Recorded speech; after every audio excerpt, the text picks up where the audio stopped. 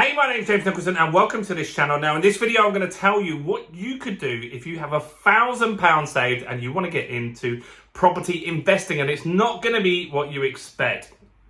Now this channel is all about my investment journey. I'm currently building a portfolio for myself, but more interestingly for you, I'm building a portfolio for my two daughters. I've got Georgia, who's 21. We've just completed our first project up north in Doncaster. In fact, all the videos are on this channel on how we bought the house at auction, how we renovated it, how we pulled the money back out of that deal. So do go and check out those. And we're just completing our second deal.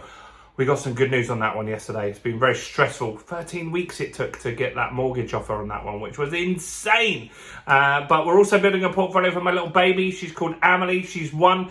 So you can join us very easily by taking that finger of power, smashing that subscribe button.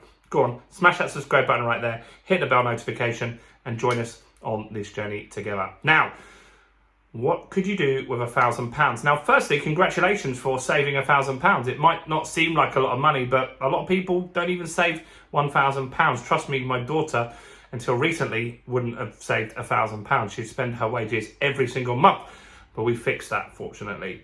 So you've got £1,000. It seems like you can't do much with that, but you actually can. There's a fair few things that you can do to make yourself successful. Now, one of the first things that you can do is get good at finding deals, right? And so there's a skill that you could learn and put into practice called deal sourcing. You see, investors like me, we're busy. We don't have the opportunity to view every single house in the UK to see all the deals that are out there, but a deal sourcer can. And so what we're looking for is people that can bring us quality deals, and then we buy those deals off that person.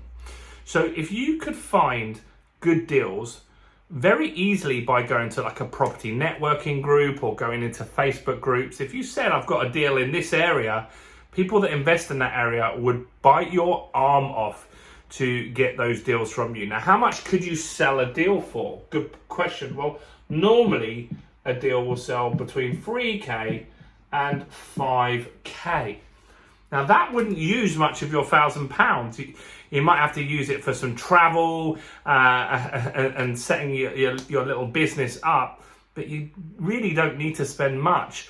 And very quickly, imagine if you got 4 deals a month, that's a minimum of £12,000 each and every single month that you achieve that, which is very, very good money. So deal sourcing is a great way to earn big money. Now, what else could you do? Well, if you come across deals, there's a strategy that you can use that doesn't need a lot of money.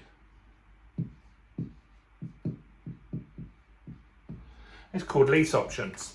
And so a lease option is where someone will allow you to purchase their house today for £1. You have to have £1 to make it a legally binding contract, right? And then what will happen is you will, in a period of time in the future, buy the property from them. Now, why would someone do that? It sounds insane, right? Why would someone allow you to buy a property for £1? Because of course they want the money. Well, in the southeast, it's unlikely that you'd find someone to agree to this. In London, it's unlikely that you'll find someone to do this. But there are tons of areas in the north where the houses are in something called negative equity. So what does that even mean? Well, in 2008, there was something called the credit crunch, right? And that came about because banks were lending money to anybody. I wish that I took more lending back then because I can control my lending, but I didn't. That's a regret I have. But back then they would lend anyone money that had a pulse. That was pretty much it. And so you could borrow 100% of the value of your house, because historically house prices had gone up so quickly. The bank was just like, this is safe for us. We're going to be getting our money pretty quickly. Now, what that meant was that, imagine you bought a 100 grand house. So you bought a 100k house and you borrowed 100k, right? Now, you could have that on something called an interest-only mortgage, which means you're not paying off any of that debt. You're just paying the interest, so you're always just going to owe 100 grand. Now, in 2008, 2009, prices dropped up north by around 15%, meaning that house was now worth 85 grand, but you owed the bank 100. So the bank didn't want to repossess it off you. Some they did, but they didn't want to repossess it off you, because if they sell it at auction, it's only worth 85. Actually, at the auction, they might only get 60. So they will lose a load of money on that deal. So they don't want to do that. Now, the person doesn't want to sell the house, because if they've got a 100 grand loan on an 85 grand house, then in order to sell that, they're going to have to pay 15 grand to the bank, and they're going to walk away with nothing. Where if you come along and you say, right, well, I'm going to buy this house off you today for £1. So that's the transaction. And then in 7 years from now, so you're going to allow the market to grow and recover. In 7 years from now, I'll buy it from you for the 100 grand, right? Because the market will recover in that period of time.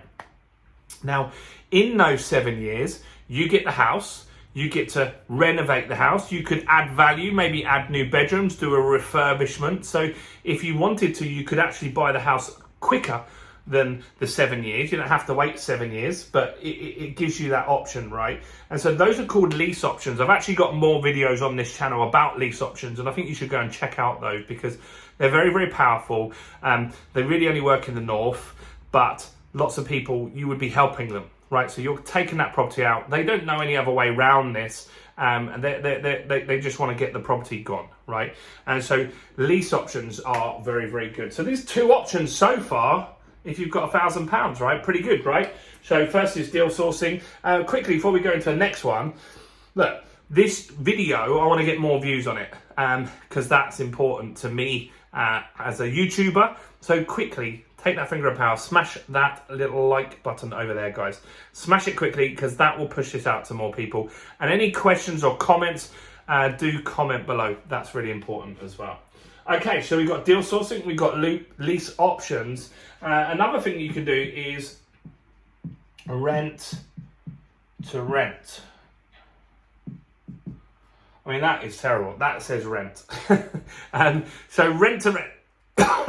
Rent is where you rent a property. So you could rent a 3-bedroom house from someone, and you could find 3-bedroom houses that have 2 reception rooms downstairs. So like a dining room and a living room, right? Then you could make that into 5 bedrooms and rent those out on a room by room basis, right? So let's just say you rent it for £1,000, which easily in the Birmingham area, you could get somewhere for at least that. And then you could easily rent those rooms out for at least 500. So you would be getting 2,500 in gross rent. Now, you're going to have to then pay some bills out of that. So you're going to have to pay council tax, utilities, and any other maintenance issues and stuff like that. Now, why would someone rent you a house and allow you to do this? Because maybe they're a tired landlord, they're exhausted from this, or maybe they've had tenants that just haven't paid, and you're going to guarantee the rent for 12 months, or you could take this on a longer contract, right? Normally, rental contracts could be like a year. Why not take this on 5 years and have a break clause in there if it didn't work out for either party? There is some sort of break clause in there as well. So these are three different ways so far that you can do this. And the next thing is just to spend it on your education. So learning is the best way to grow anything. And so if you really learn all of the property strategies out there, which there are tons of, by doing that, you could then at that stage then maybe partner with other people, right? So if you found deals, there are lots of investors that have not much time. And so if you can find a good deal and you're willing to project manage it, they could put the money in for you. But if you get educated, then they're going to trust you that little bit more. So that could be something that could be quite smart to do, is to get educated on your property journey as well. So those are 4 things that you can do with £1,000 Bet you didn't think you'd have all of those. So there's lots of options there. £1,000 is a good starting point, but just get started. Do something, right?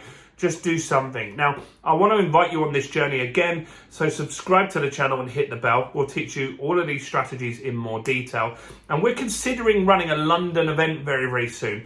And I'd like to invite you to join us on that event. So you can comment below saying, I would come to an event, or yes, run an event, or something like that. Let me know. I want to know who's interested, because the more people that are interested, the more likely we are to run it. And if you want to join our free Facebook group, I've got a link in the description. You can join our Facebook group and ask any questions that you've got. But do get involved, do subscribe, do join us on this journey, and good luck with your property investments. I'm James Nicholson. Go and check out this video right here.